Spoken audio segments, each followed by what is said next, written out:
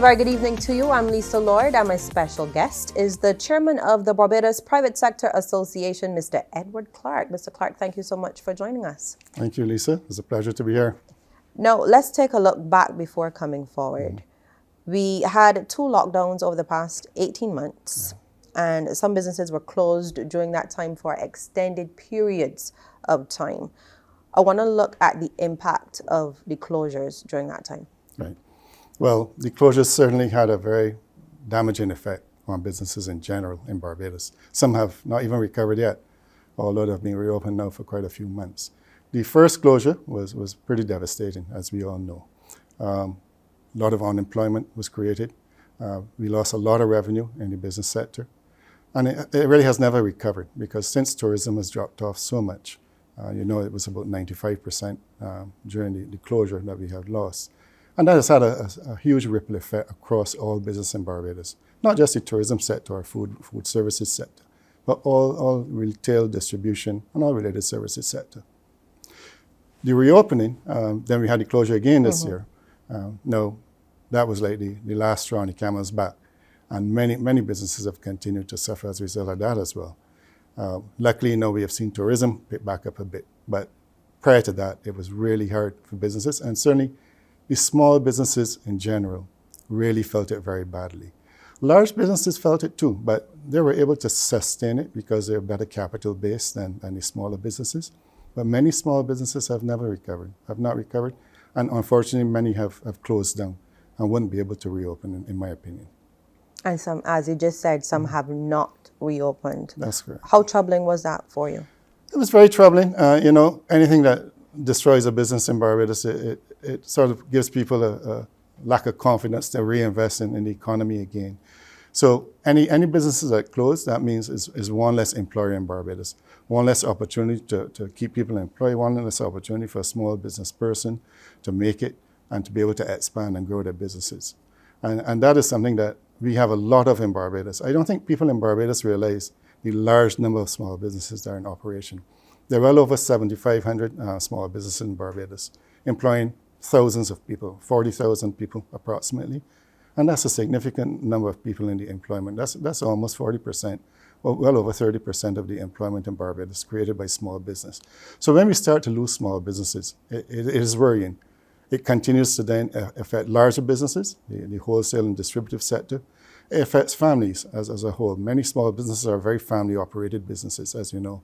And when the whole family goes out of employment, it has a devastating effect on them, on their entire family, the wider family, and the few people they employ as well. So it is bothering, it is worrying, and we need to see some light at the end of the tunnel for some of these businesses to come back, whether they come back in a different form or not, because I don't think many businesses will come back in the same form that they fell down in. And I think we'll see some changes if they do come back. The Prime Minister has gone on record as saying a third lockdown is not an option given the economic strain. You have also said a third lockdown would be beyond devastating. Sure. Yes, and I seriously believe that another lockdown in this country, will take years to recover. Right now, we are going to take years to recover.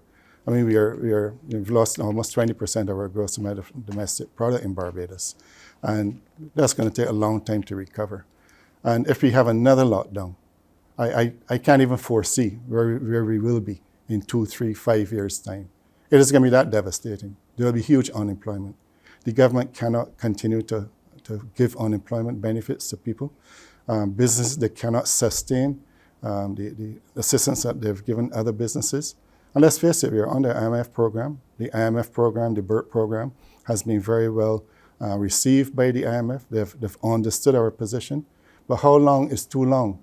And how much more can we take as a country?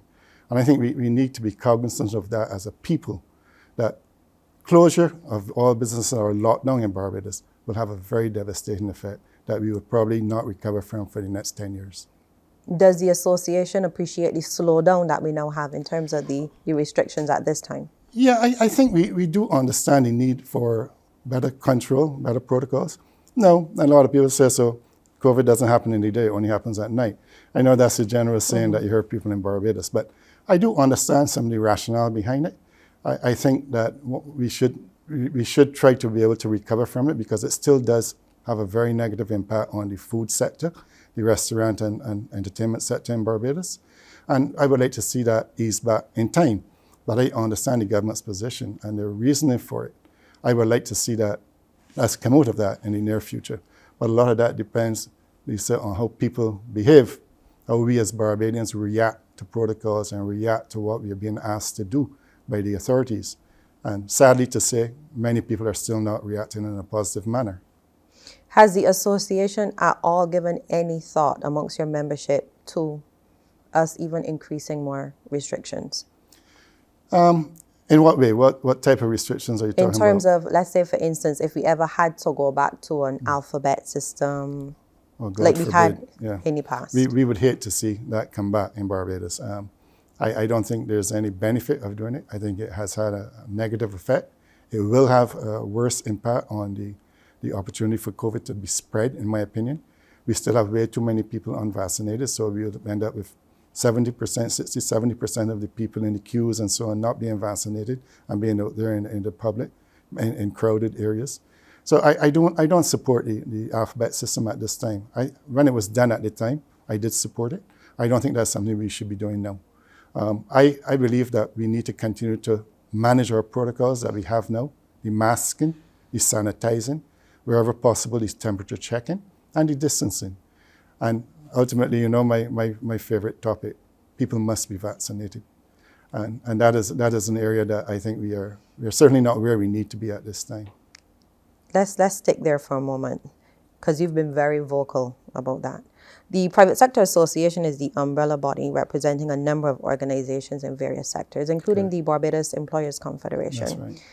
I'm still seeing on a daily basis memos being circulated on social media from employers stating that they still want their staff to be vaccinated or submit to testing frequently. Correct.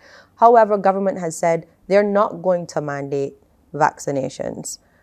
They think it is a matter of choice. Why is the private sector pushing mandatory vaccinations? We still believe that certain people on the front line, especially our staff on the front line, should be vaccinated. In some businesses, certainly restaurant, food services sector, hotel and tourism sector, I believe that all people on those front lines should be vaccinated. And I think that has been our position from very early in the equation. Individual businesses have a right to do what they want to do within the law. They have a right to try and protect their fellow employees. They have a right to protect their customers. And that is the right of the individual business person. You can't force people to be vaccinated, but you said this is an opportunity for you to be vaccinated. We want you to be vaccinated. We're going to encourage you to be vaccinated. But at some time, Lisa, at some time in Barbados, people will have to be vaccinated if they want to work on the front line. I strongly believe that. I think we are coming to that at some time in our life, in the next few weeks or months, because we cannot continue where we are at this time in Barbados. You said that you're not forcing. However, the language in some of these memos is very strong. Mm-hmm. And it comes across as though you're saying you have to be vaccinated if you want to keep this job. Yeah. So it is a little confusing in terms of what the employers are requesting from their staff. Yeah.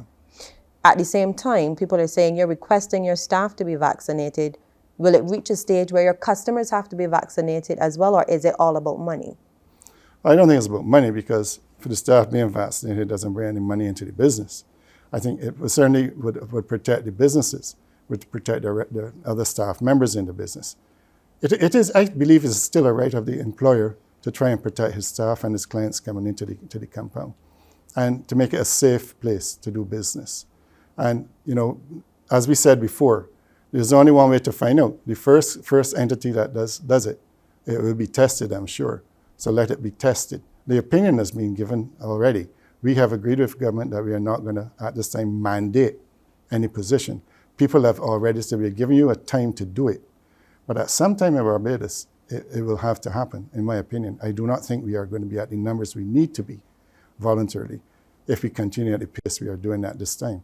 And I expect that at some time the frontline workers in Barbados will need to be vaccinated and will have to be regulated. And why I asked about the customers is because people have said that they would boycott these businesses that are mandating or asking their staff to become vaccinated. Well, that's the right of every individual No, there's a right for every individual to boycott if they feel like, take their business elsewhere. It's a market-driven, a competitive-driven market. There's a free market system.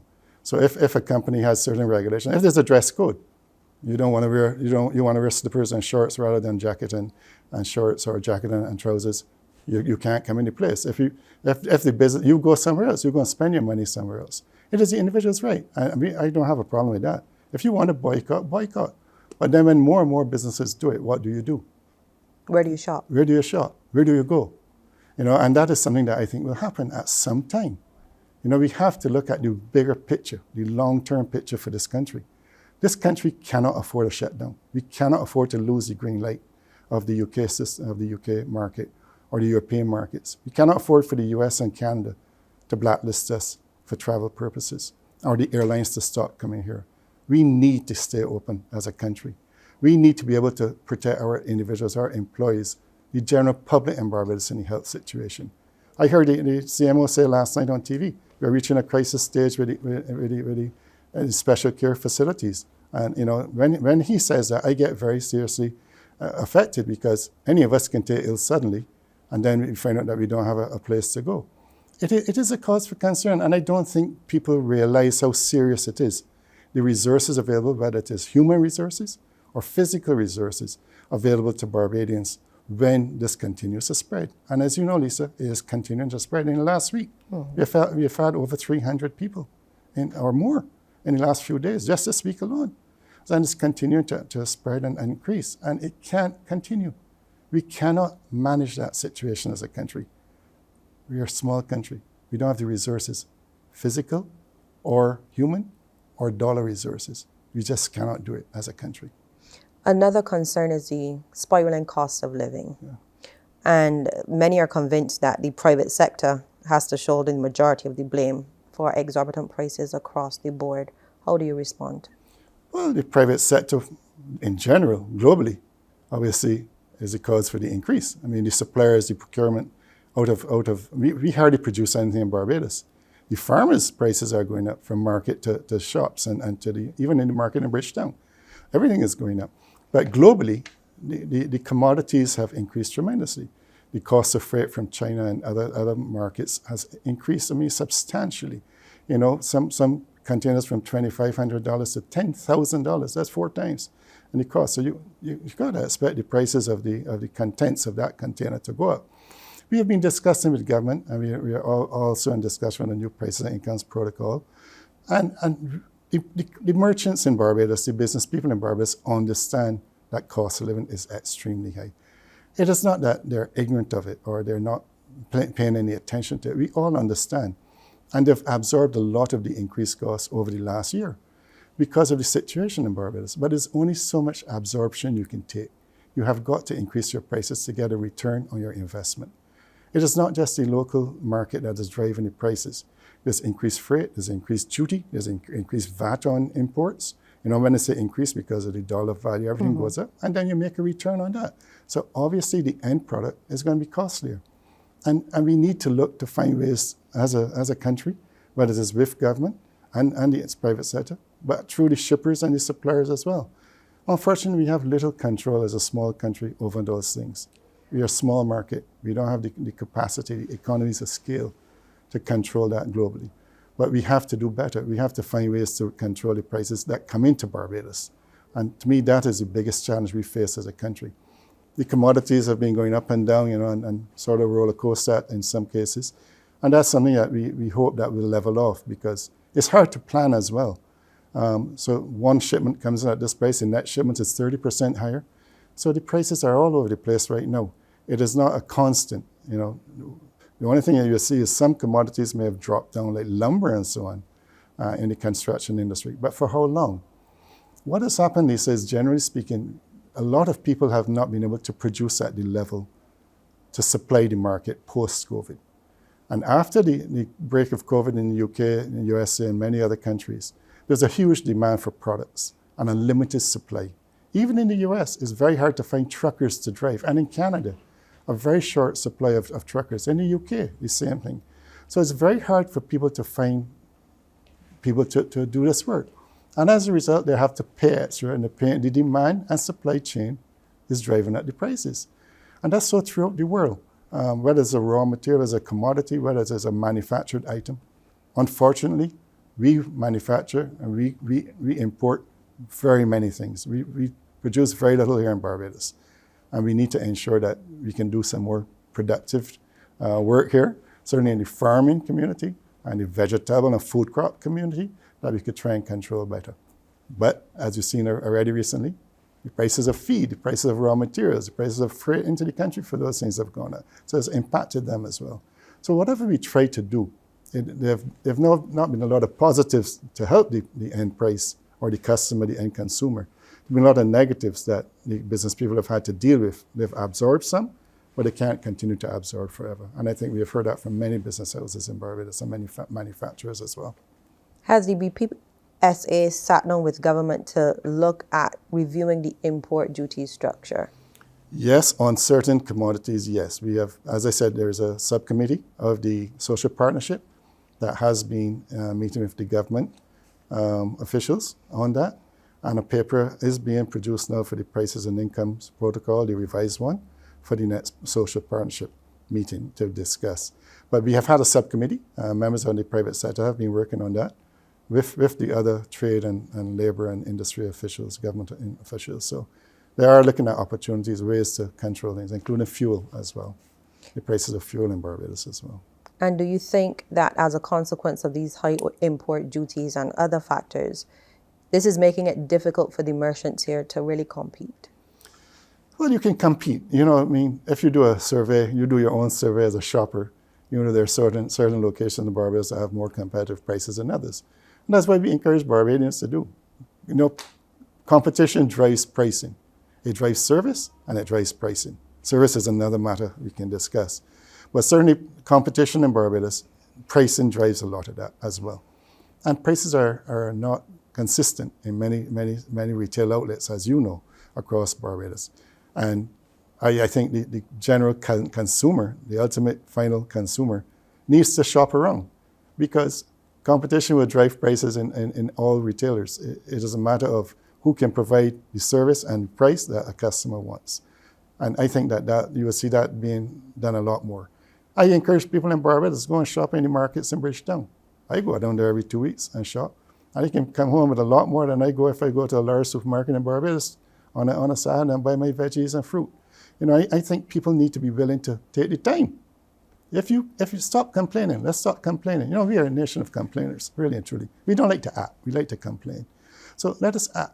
Let us put our feet behind where our mouth is. Let us go and walk around and drive around and go and get the prices that we really think are so beneficial in the end.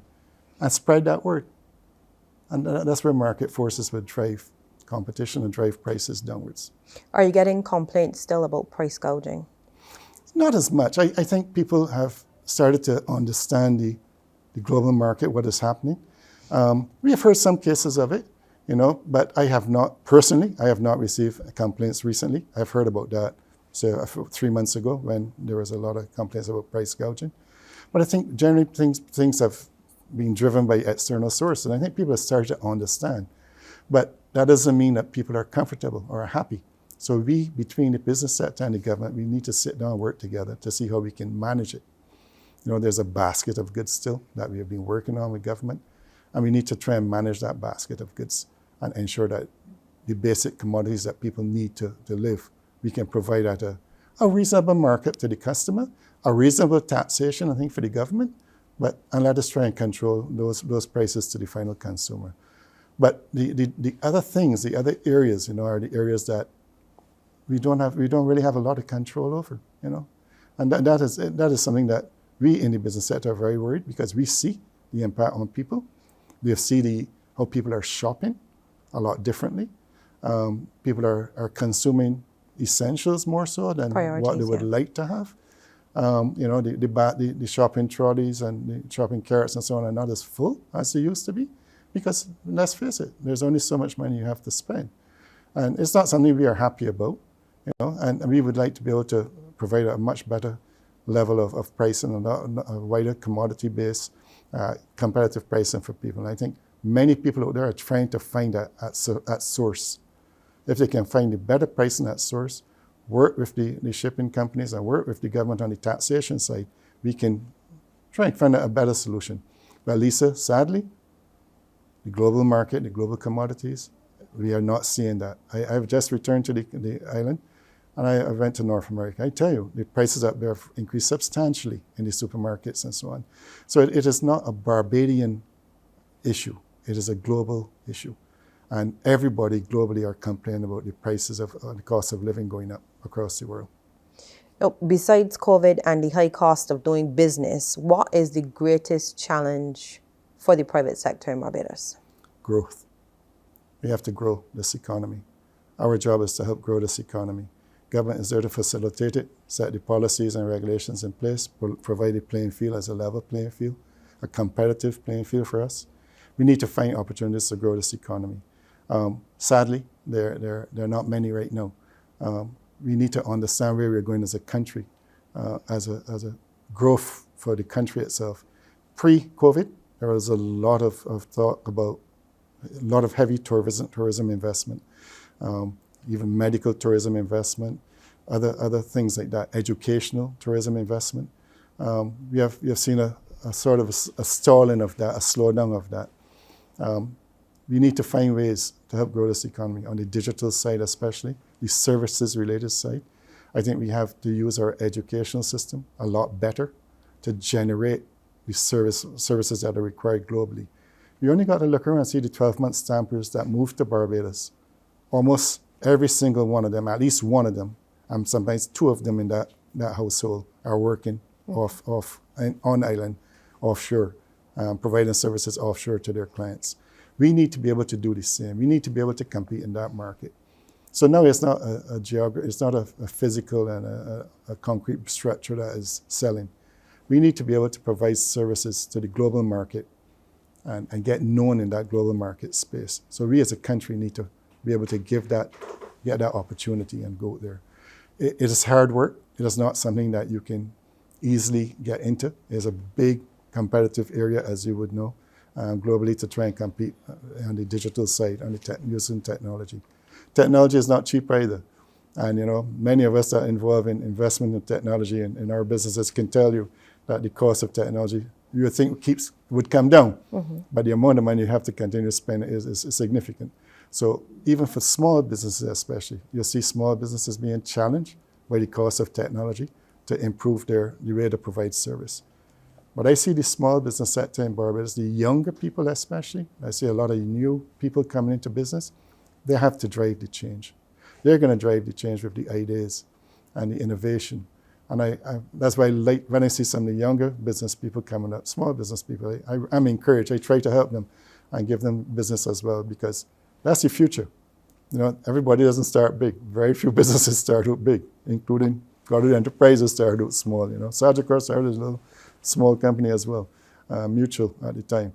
But we all got to start small. And ultimately, it is the ideas and the innovation and the use of technology, I think, that will bring us into our true growth pattern globally.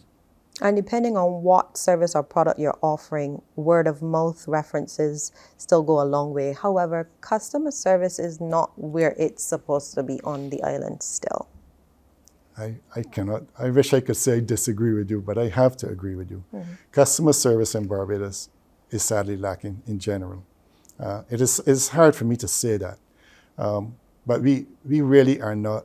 We are a service-oriented economy, but not sadly to say, we are really not a service-oriented people to the level that we have to drive this economy. I would give you an example, though. NICE, when NICE was in operation, NICE did a good job. Did a nice job. Pun on words, but I thought NICE had done a lot of good things to improve the levels of customer service and the awareness of customer service. I know at my last company, we benefited a lot from hiring somebody from NICE. I know she did a fantastic job in our organization, converting and transitioning, transforming the way people do business, the way employees feel about a customer, and the caring and the empathy and the understanding. That's what you have to be to really provide a good level of service. And until that changes, it becomes work, not service. So we have to change the mentality from work to provide a level of service that exceeds the customer's expectations.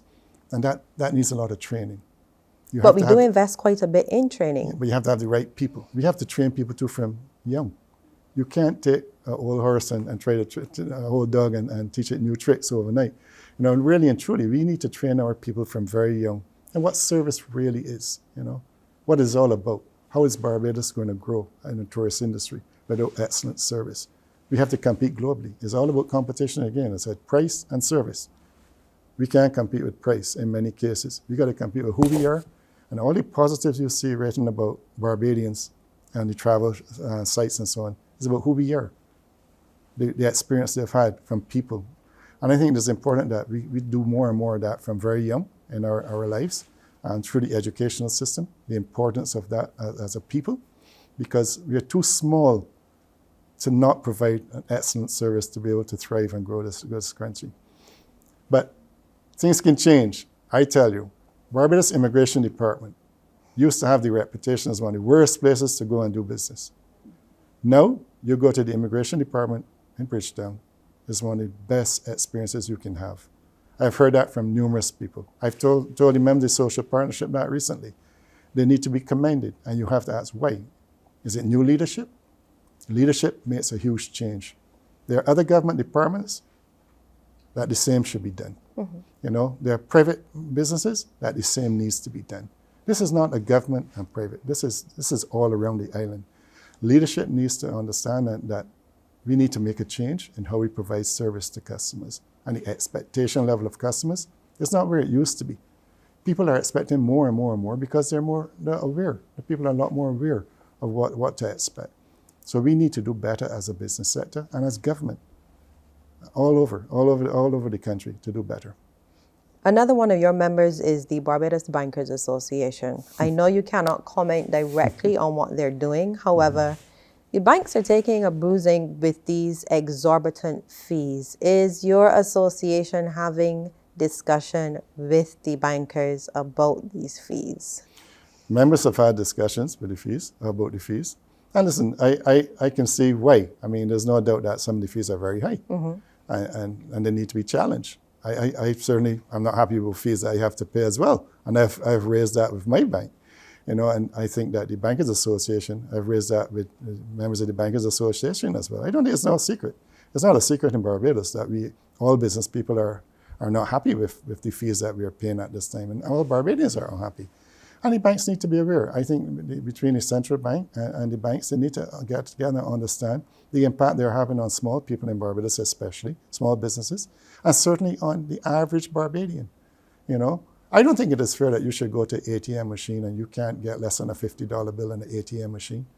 They don't want you to come in the bank. So what do I have to do? Take my $50 now and go and beg a retail outlet to change that or go in the bank and do it myself? That doesn't make sense. And I think that the banks need to understand there's a need for change and meet the customers' expectations, which they're not meeting at this time. Mr. Clark, you spent many years in the insurance industry, mm-hmm. and a lot of things are changing. I'm seeing a lot of mergers and takeovers. Mm-hmm. Are you concerned, satisfied, happy with the level of competition in the insurance industry in Barbados at this time? Let me begin preparations. It's hurricane season. Let me sit down and reason. Let me secure a nation. Know your shelters, Bajan. Help out one another against depression. Develop emergency community plans so that we could function. Remove outdoor objects. Make sure that you went to the ATM. Stock up with water. Make sure you clean the guttering, Lord. What about canned food? Make sure you got some stock up in your room. Make sure you prop up the paling and tie down the roof. Let me start to prepare real soon. Let me begin preparations. It's hurricane season. Let me sit down and reason. Let me secure a nation. Know your shelters, Bajan. Help out one another against depression. Develop emergency community plans so that we could function.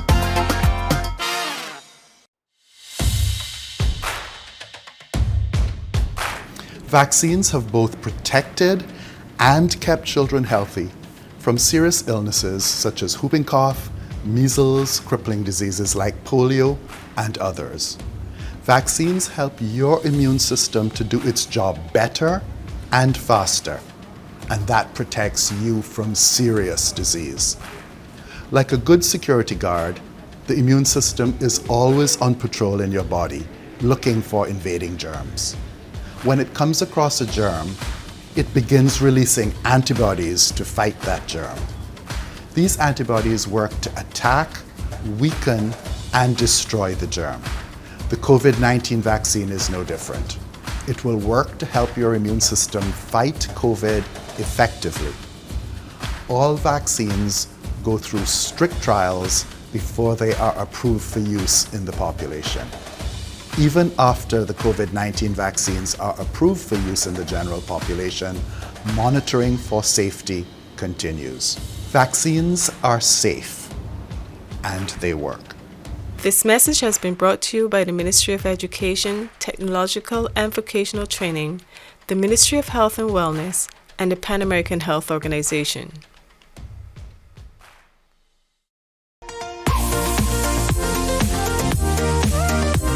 Mr. Clark, you spent many years in the insurance industry, and a lot of things are changing. I'm seeing a lot of mergers and takeovers. Are you concerned, satisfied, happy with the level of competition in the insurance industry in Barbados at this time?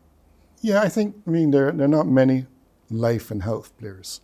There are many private, the PNC type, property and casualty type businesses in Barbados. There are many brokers in Barbados and agencies in Barbados. I think that consolidation is good for the industry.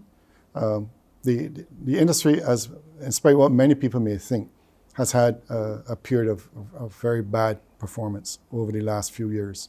And it's only recently that some businesses have done well. I think that people need to understand that certainly on the motor vehicle side of property and casualty type insurance, the accident ratio, the motor vehicle claim ratio in Barbados is ridiculously high. A lot of accidents caused by whatever means, we don't know. But certainly people in Barbados are driving too fast and too careless. There's no doubt about that, and not heeding the rules and regulations of the country.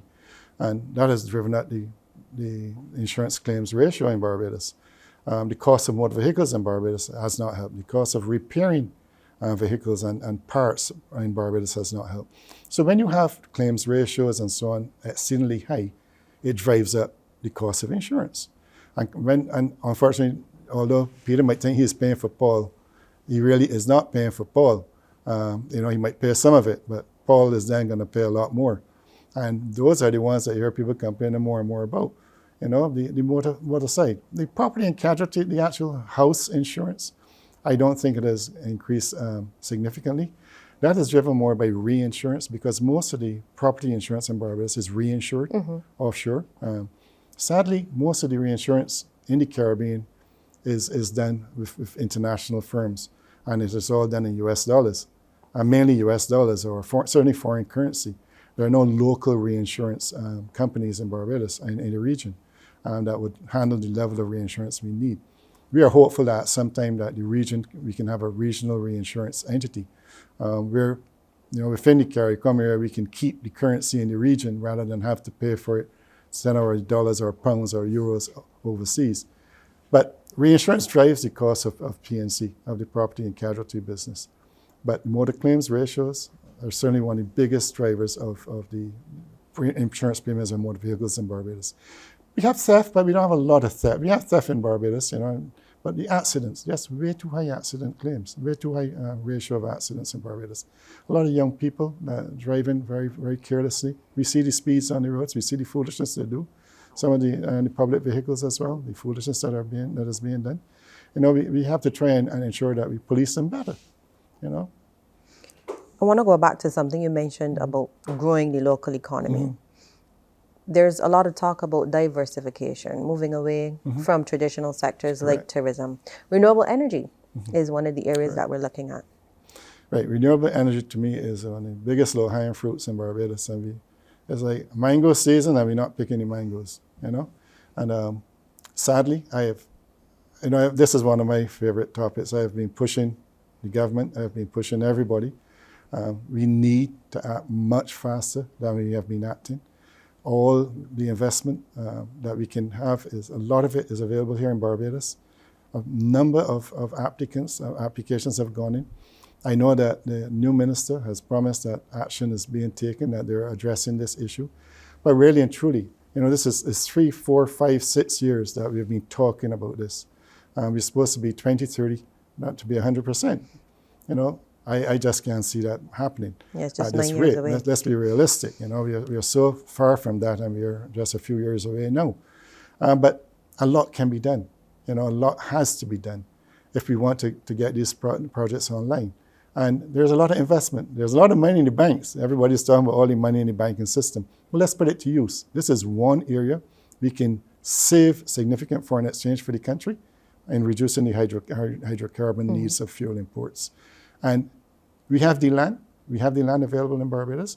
I think the government needs to have a strategy around land use policy, because there's no doubt that for major project investment in the renewable energy side, we are going to have to look at some agricultural land, how we cohabitate with our agriculture and renewable energy. Are we going to allow the farms to invest in renewable energy?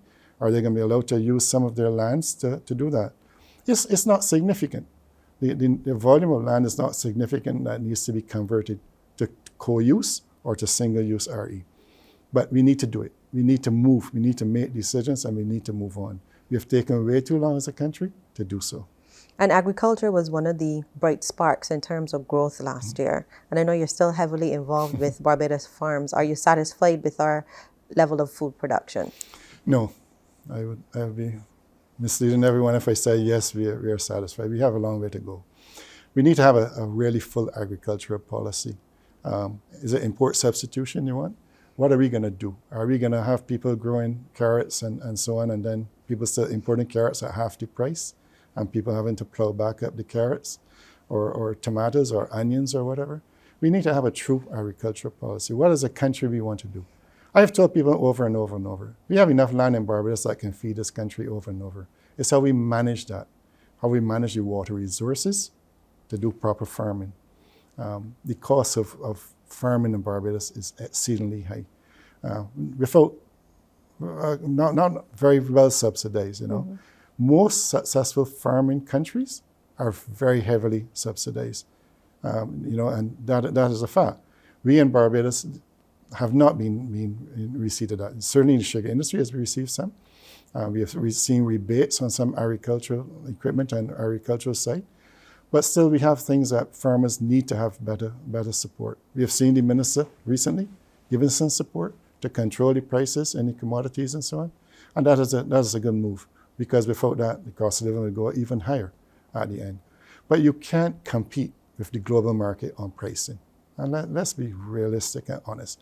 But for food security, we have to do better. We have to be able to produce more here, to grow more here, at a competitive price, and to have it available all year round. That all year round is the thing. Because if you have a tourism industry, you have to be able to supply that. And you have to be able to produce enough at the right time to supply that industry. I know now is a lull, obviously, but farmers need that support. I would like to see a much better organized agricultural policy, and a continuing work. I think the ministry is realized that there's a lot of work to be done. They have started, but we have a long way to go. And certainly decisions need to be made on how we're going to if we're going to keep sugarcane as an industry, if we're going to continue to diversify that and have cane fuel, if we're going to use the farms to have biomass energy, are we going to generate electricity? Are we going to, how are we going to do? What are we going to do? But there's been a lot of discussion, Lisa, over the last 5 years. I've been involved in a lot of those meetings and discussions. But it is to make that bold step as a country. What policy do you want to put in place? What is that policy? How are we going to manage that policy in the future? So from where you sit, should we keep sugarcane? We should keep sugarcane for certain things, certainly for producing molasses for rum. We certainly need, I don't think we need a huge level of sugarcane, but we need to be able to produce enough molasses for rum. We need to be able to produce enough for sugar for local consumption. But generally speaking, we can look and see what else we can do. Sugarcane is a loss-making exercise. Even if the farmers break even or make a little money now, the government is subsidizing it. So to the country, it is a loss-making exercise. We need to be able to get more efficient. A lot of people have stopped farming in the past because it was very uncertain.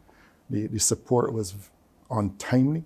Many times when you got the support, the rainy season had finished, and I mean, it was just very poorly managed, strategically managed by the various governments.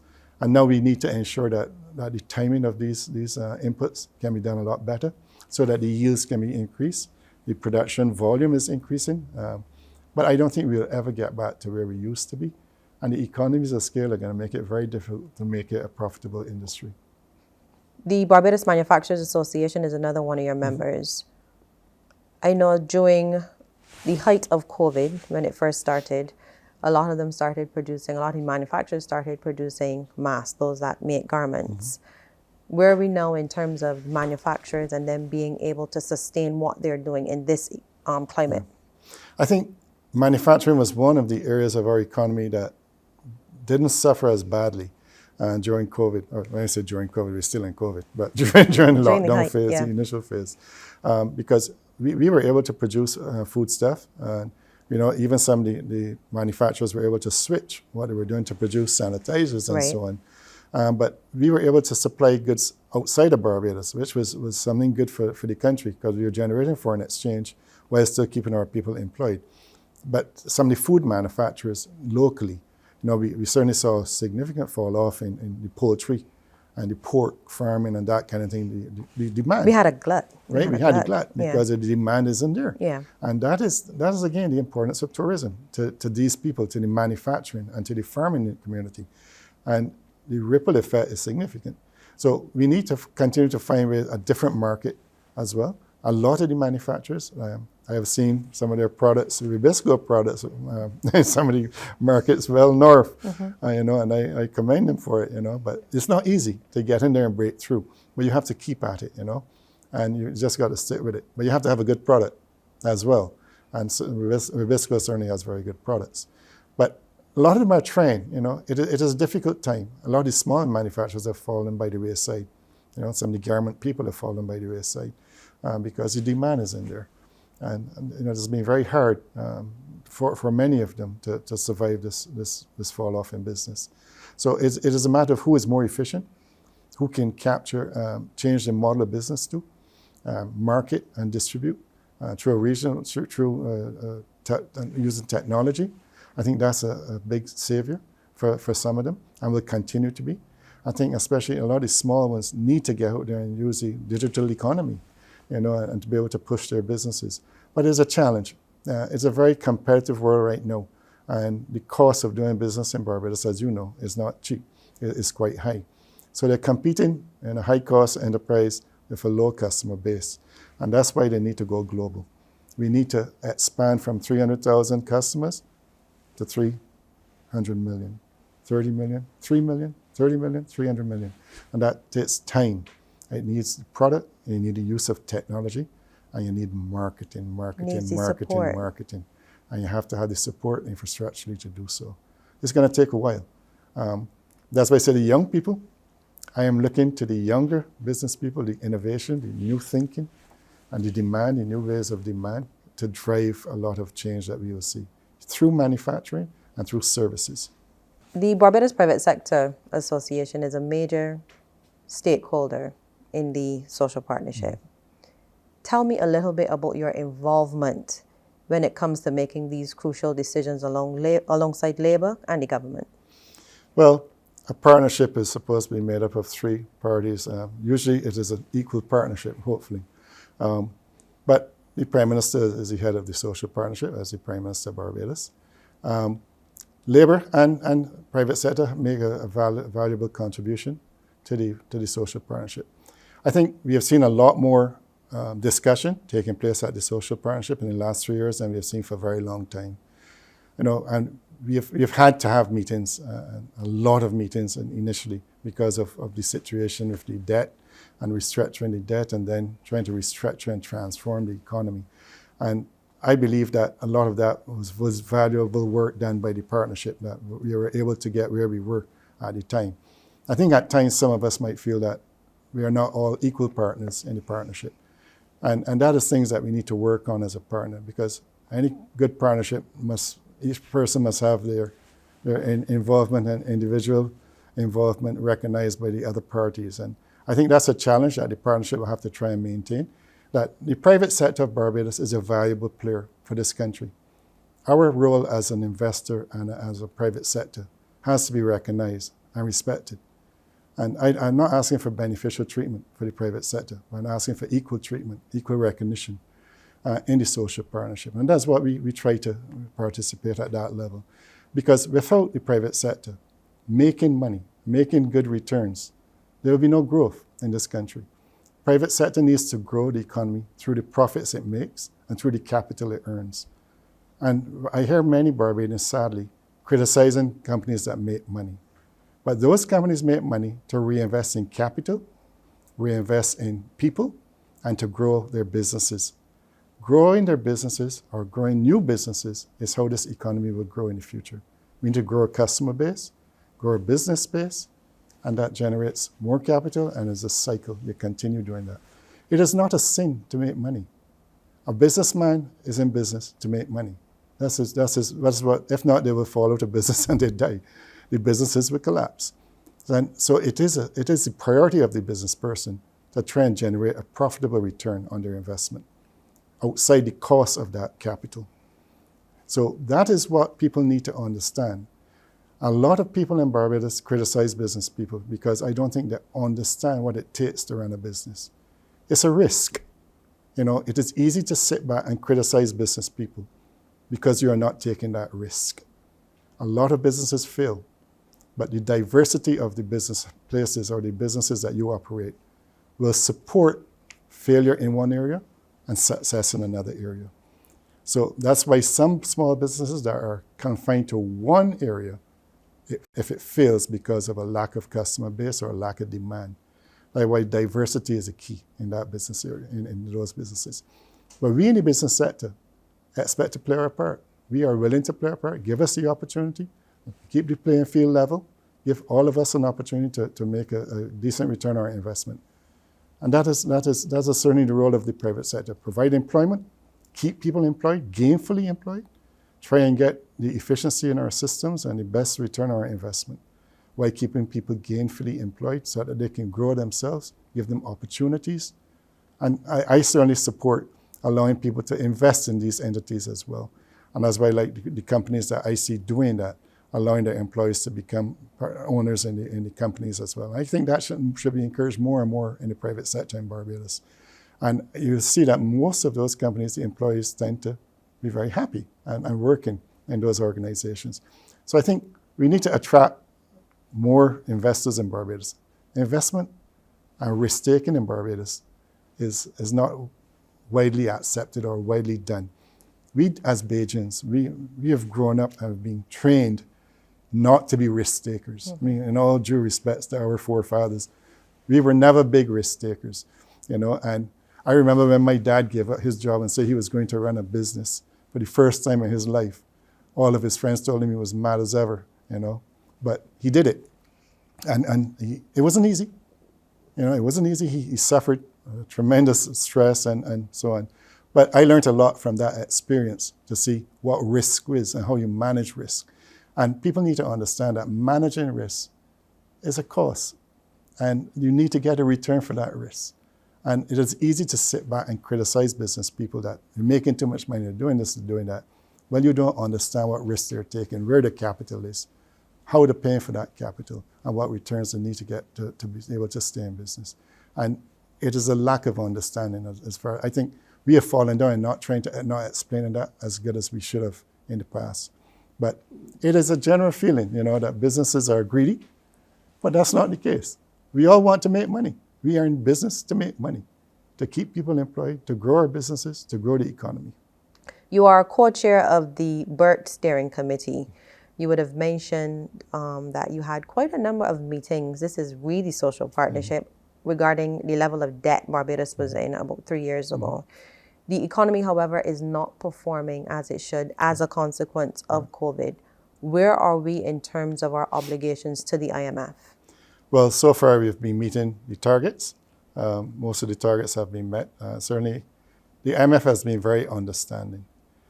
We have had some structural benchmarks as well that we have had to meet. We have had some deferral on some, but the actual fiscal targets and the primary targets have all been met in the past. We certainly, the one at June, the IMF was just here and gave the report out. The government has been able to negotiate with the IMF some ease in the program for 2021. And I think you'll see some ease out to the 2035 timeframe, 2033 timeframe that they've allowed them to push out for a couple more years for the debt to GDP ratio. But we have been meeting the IMF targets. The Burt Monitoring Committee meets monthly. We report quarterly, but we meet monthly and go through the reports with the central bank and Dr. Greenwich, who is the advisor. And we are comfortable with where we are as a country on the past. What we are concerned about, obviously, is the future. Where do we grow this economy? How do we sustain not really debt to GDP ratio where it is, but how do we sustain a growth pattern that we need to in order to meet the ultimate targets down the road? It's not just this year you've got to worry about. When you look, we are back I don't know how many years now. We lost $2 billion off the economy, out of the GDP. And we have a long way to go to catch back up. At some time, that debt to GDP is going to hurt us. We got to be growing that economy. It's not the debt that is a worry to me. It's a worry, but it's the GDP that is a worry to me. We have to drive that GDP. That's why I say tourism is the immediate driver. There's no overnight green flash success that's going to happen. We got to stick with tourism for now until we can truly diversify this economy in the long term. You don't diversify an economy in months or a couple of years. That doesn't happen. That's a magic wand. That doesn't happen. We don't have, like Guyana finding oil and becoming whatever in a cup. That's taken 5 years anyhow. This country needs to stick with tourism and ensure that we keep tourists coming to this country. That's why it's important to vaccinate. We need to keep that green rating from the UK. That is the driver of revenue for the government, for all the businesses in Barbados. Is a huge player, and that is how government is going to continue to meet the targets. They're not going to meet the targets if we don't get that revenue back up, because the growth in this economy is very dependent on that revenue stream that we will see. We need to generate other revenue. That's why we need to find other projects and other revenue, different income generating ventures that would help diversify the economy. But that is something we need to work on as a country.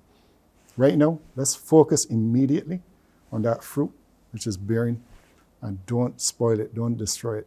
Let us get tourism back to where it needs to be to keep us going to meet the targets of the IMF. Government has done a great job controlling costs and expenditure. A fantastic job, in my opinion, in the last few years. But COVID hasn't helped them, and they've had to spend a lot of money recently in COVID. They can't sustain that. That's not sustainable if you can't grow the economy. So we need to ensure that, having done that, let's get the result. Don't let's then shoot ourselves in the foot by doing things the wrong way. Speaking about the future, you have been at the head of the Barbados Private Sector Association at what has been an extremely difficult time.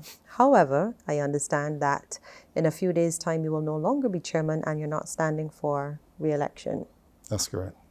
Yeah. Yes, Lisa, I became the chairman back in summer of 2018, just after the government came into office, this new government. And it certainly has been non-stop, as you can imagine, since then. And COVID has not helped in any way at all. But it has been hectic. It's been an experience for me as an individual, working certainly with the government and Labour, certainly, and in many cases, and the social partnership. But the members of the Burt Committee as well, we were working with them on the Burt Monitoring Committee and the central bank officials. Good experience, but it has aged me a bit, Thankfully, I retired from my substantial job at Sagicor last year, and it gave me some more time to focus on the private sector, because it really it was a lot of work. This role in the private sector is quite demanding. There's a lot of stress at times that you're trying to manage the situation with equality and ensure that things are done fairly in the country. There are things that, obviously, leadership, you have to be a leader. You can't be weak and then be in this position. You've got to make some tough decisions. Might not be popular. But as I said, I'm not elected to be popular. You're elected to make some tough decisions that are going to push the private sector along and for the good of Barbados. We are here to help grow this country. And I see it as my job as the chairman of the private sector to ensure that the private sector plays its part with the government and Labour leadership.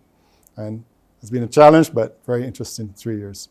And I'm sure that your members appreciated your chairmanship, Mr. Clark. Thank you very much. Thank you. Thank you. That was Mr. Edward Clark, the outgoing chairman of the Barbados Private Sector Association. I am Lisa Lord. Do have yourself a wonderful evening.